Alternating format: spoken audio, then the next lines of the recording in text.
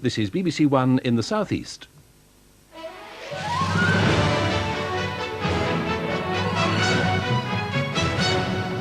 Good afternoon from Newsroom Southeast. Up to £1 million in cash, postal orders and stamps are thought to have been stolen in an armed robbery at an Essex mail depot. One guard was attacked after raiders got into the site through the roof. The raid on a security express van in Romford happened at around 7 o'clock this morning. The drivers were confronted by an armed robber after they'd entered the depot and the gates had closed behind them. A shot was fired as the man held up the guards, one of whom was hit on the head. The depot is run by Cashco, a division of the Royal Mail. It's understood that security cameras at the entrance of the depot were not working at the time. Officers later searched roof areas where it's thought the gang got in. They're hunting 2 or 3 men who may have escaped in a mustard-coloured car. The Police Complaints Authority is investigating the death of a taxi driver who collapsed while being questioned by officers at Slough in Berkshire. Mohamed Nazir is believed to have had a heart attack while his cab was being inspected by traffic police and council officials at a local authority depot. It was part of a series of spot checks on taxi licences. The Vauxhall car company is to shut down its Luton plant for 5 days later this month.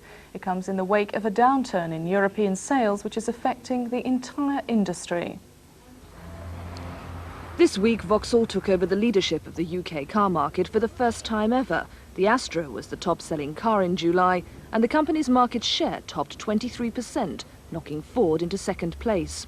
Car sales here have recovered sharply this year, but the industry is dogged by the deepening recession in Europe, where sales have fallen 20%. Because of that, Vauxhall is halting production for a week at its Luton plant from August the 16th. Rover, which has a plant at Cowley, says it has no plans for production cutbacks, and neither has Ford, which operates the giant plant at Dagenham. Details have just emerged of an accident involving British Rail's new network turbo train. 2 passengers were taken to hospital when a commuter train crashed into buffers at Paddington. The network turbos were brought into service in May last year on the Chiltern line from Oxford.